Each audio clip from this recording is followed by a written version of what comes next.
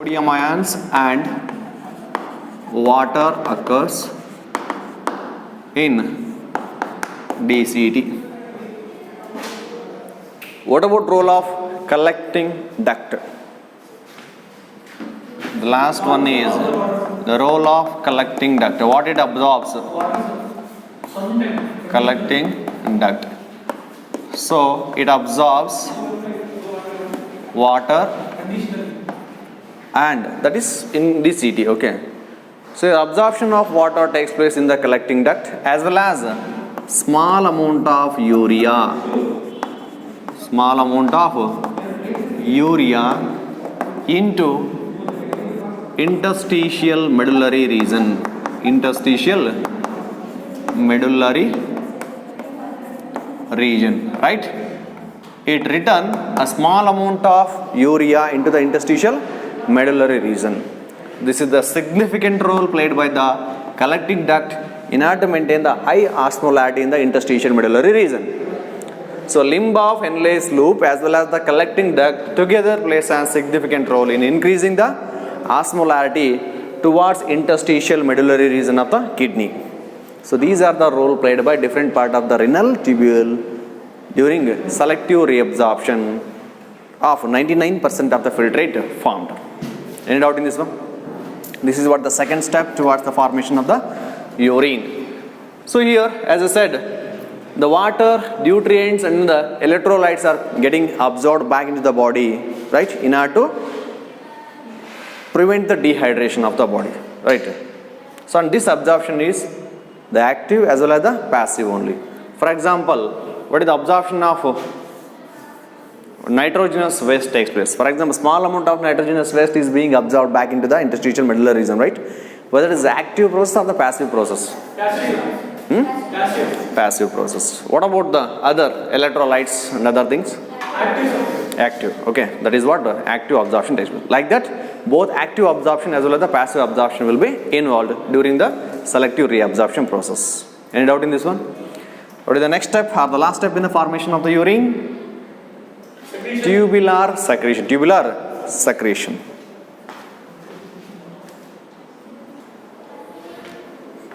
So open the NCERT book if you have, means look at the diagram given there for the tubular secretion. See here, different part of the renal tube also play a significant role in maintenance of the high osmolarity towards the interstitial medullary region, right, by the selective secretion of certain ions. See, the tubular secretion is the mechanism carried out by the various parts of the renal tubule in order to maintain the body fluid and water balance as well as the ionic balance, nothing but the pH. Okay, so tubular secretion is carried out by the different parts of renal tubule to maintain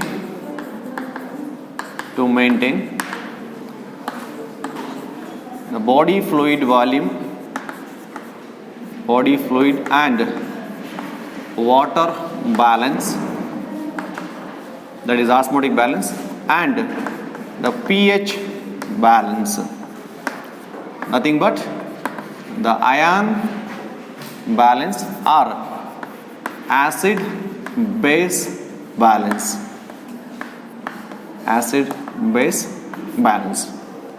For this purpose, the tubular secretion is being carried out. So during this tubular secretion, what is the role played by the different part of the renal tubule? In that first one, the role of PCT. Yes, what will be secreted by the PCT into the filtrate and what will be absorbed by the PCT? We know that 70 to 80% of electrolytes are being absorbed by the PCT along with the water and some nutrients. So this PCT absorbs nutrients, water and electrolytes from the filtrate, right? In return, so what it secretes? In return, it secretes. In return, it secretes. What are the ions? It is going to electrolytes. It is going to secrete means hydrogen ions. It secretes. Next, ammonia is going to secrete, and potassium ions. Okay. So based on the condition or based on the requirement, so they are involved in the secretion of ions such as hydrogen ions and then potassium ions along with ammonia. So from the PCT, what happens? Hydrogen ions, ammonia and potassium ions get secreted into the filtrate. From the filtrate, what will be absorbed? Nutrients, water and electrolytes. Okay. If you look at the diagram given there, say for example, so this is what the Malpighian, Bowman's capsule of the Malpighian body. So here will be the presence of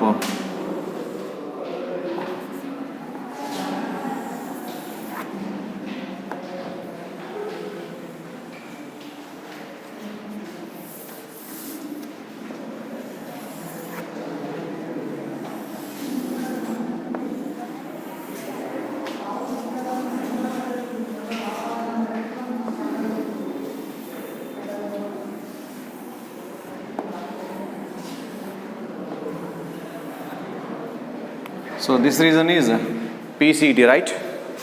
The initial part of the renal tubule is PCT. So in PCT, if you look at the diagram given in the NCRT, so arrow marks indicated here. For example, H plus ions here.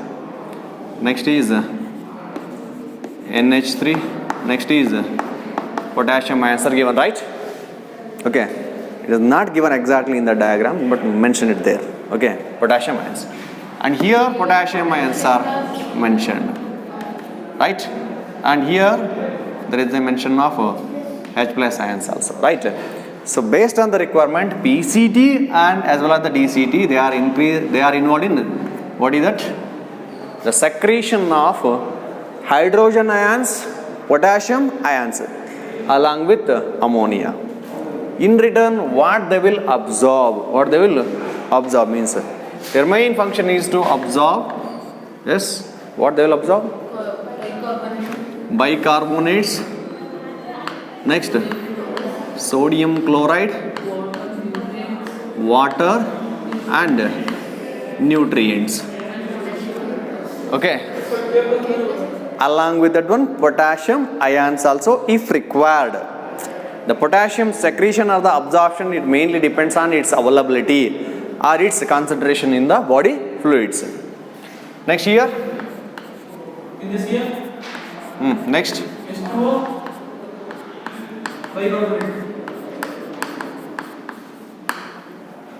That is in case of DCT. So what about case of collecting duct? What about in case of collecting duct? What it absorbs? Water. Right? Water absorption takes place. Then some amount of urea is absorbed, which will be returned into the interstitial medullary region. Then what it secretes here? It is also involved in the secretion of hydrogen ions and as well as the potassium ions. It is not mentioned in NCERT, I think. Okay? Ammonia will be absorbed, secretes hydrogen ions as well as the potassium ions. So based on this diagram only, you can just means you can understand what is the role played by the PCT and then a role played by the DCT. Role of DCT. So what will be absorbed by the DCT there? So DCT absorbs. It absorbs. Yes, sodium chloride, electrolytes such as the sodium chloride, then bicarbonates and water in turn and secretes, and it secretes hydrogen ions and then the potassium ions into filtrate. Then What is the role played by the collecting duct? Then what about collecting duct? Collecting duct also absorbs, it also absorbs water and small amount of urea,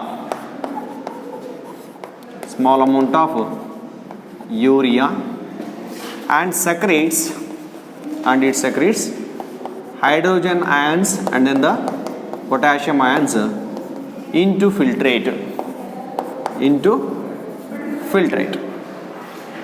Okay. What is the role played by the Henle's loop then? Henle's loop. It is not involved in any secretion here, right? But it only absorbs water, or it is responsible for the increased permeability to the water in the descending limb. Then in ascending limb, it is permeable to NaCl, right? Sodium chloride. So by that, it is involved in the concentration of the filtrate. So what filtrate is formed initially in the Bowman's capsule, it will get increased to, means concentrated 4 times in the urine which is being secreted out. Okay. So this is what the role of the various parts of the renal tubule during tubular secretion. Only 3 parts are involved here. One is PCT, second one is DCT, and third one is collecting duct. In PCT, there is a selective secretion of hydrogen ions and then potassium ions based on the requirement. Otherwise, potassium ion may get absorbed if not needed means. But ammonia and as well as hydrogen ions will be secreted into the filtrate. And what these upper arrows are indicating means what is being absorbed from the filtrate.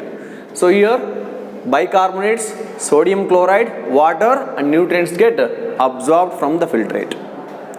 Then in DCT, here also sodium chloride and then water and bicarbonates are absorbed conditionally. They are absorbed based on the conditions. In return, potassium ions and then the hydrogen ions are being secreted into the filtrate. Then from the collecting duct also water is being absorbed, and in return what happens? Hydrogen ions and then potassium ions are being secreted into filtrate. So this secretion of the ions maintains the pH balance in the body, or the osmotic balance in the body, or the body fluid and then the water volume, or base and then the acid balance of the body. Is it clear? So this is how the 3 steps are involved in the formation of the urine. Any doubt in this one? So we have completed all 3 steps in the formation of the urine. The next one is very important one, the counter current mechanism for the concentration of the filtrate. So no doubt in this one? Okay, we'll move to the next one.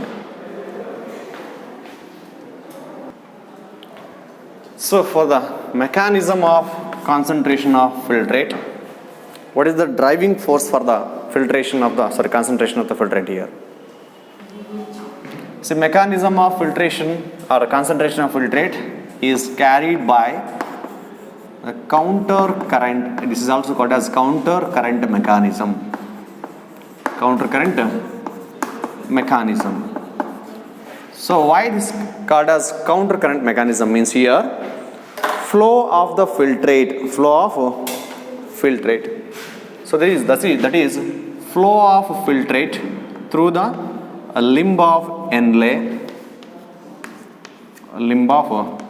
Henle's loop up to the collecting duct. Next, the flow of blood in vasa recta. So these two will be opposite in direction. So as there is a opposite flow of filtrate and then the blood takes place, that is called as counter current. That is only called as counter current. That is the flow of blood in vasa recta, and along with that one flow of filtrate in the limbs of Henle's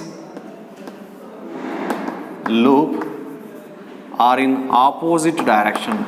So these are in opposite direction. This is called as counter current flow. So this one is representing counter current flow. This is representing counter current flow. So only this mechanism is called as counter current mechanism of concentrating the filtrate. And one more thing is that one, vasa recta and then the limbs of the Henle's loop are in close proximity. So both are present adjacent to each other. Adjacent to each other. And vasa recta and limbs of Henle's loop,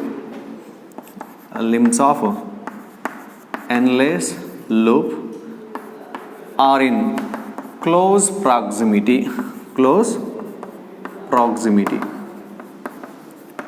So these two conditions are responsible for concentration of the filtrate. Or what are the driving force for the concentration of the filtrate here means, one is close proximity between limbs of Henle's loop and then the vasa recta, and second one is flow of blood in the vasa recta and then flow of filtrate in the Henle's loop or the limbs of Henle's loop in opposite direction. That is counter current flow of the fluids in vasa recta as well as the Henle's loop. So these two are responsible for concentration of the filtrate. So concentration of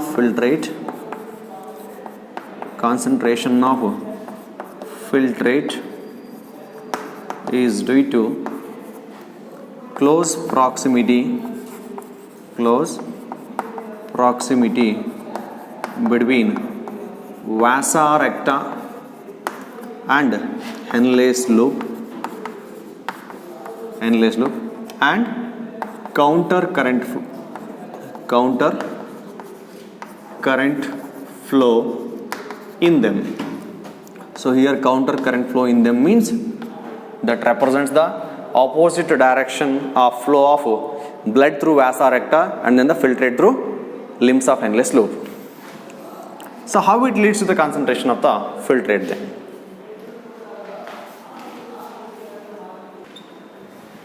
Here the main driving force for the concentration of filtrate is the close proximity between limb of Henle's loop and then the vasa recta, and then the counter current flow of the fluids in them or opposite direction flow of fluids in them.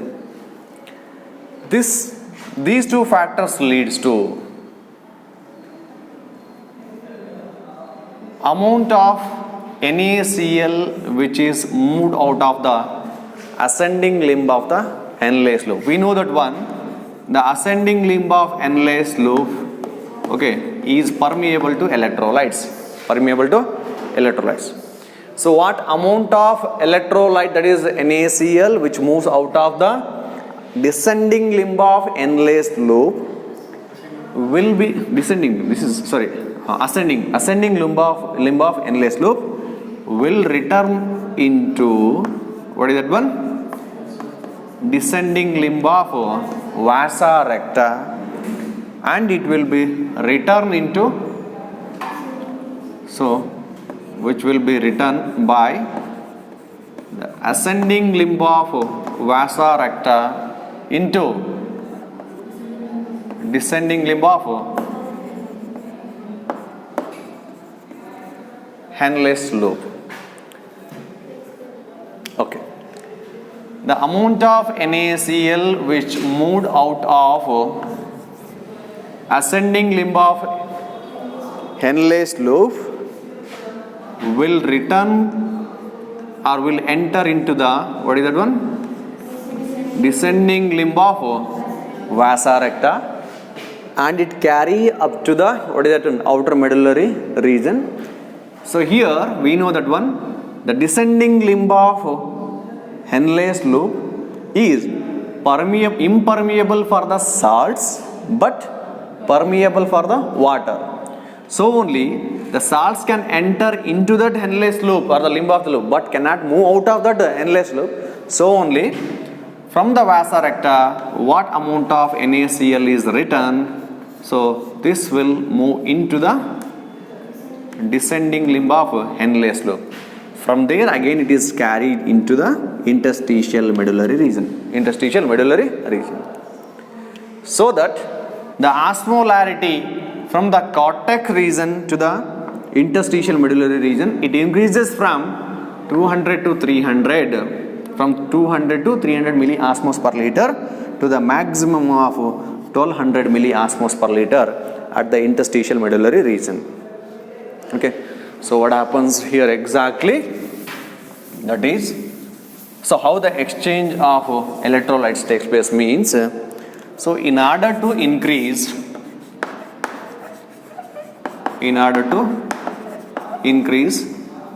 the osmolarity from cortex to medullary region,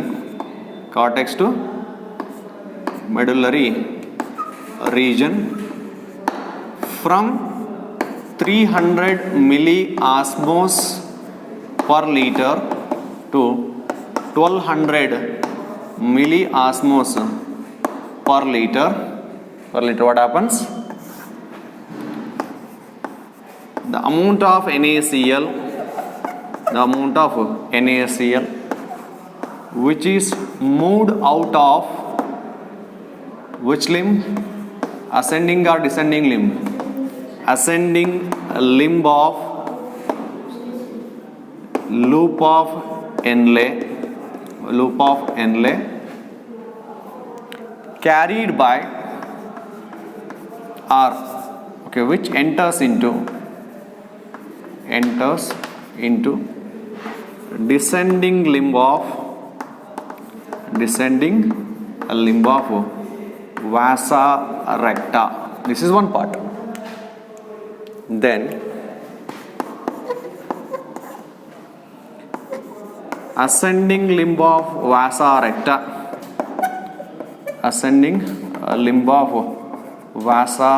recta returns NaCl, returns sodium chloride into descending limb of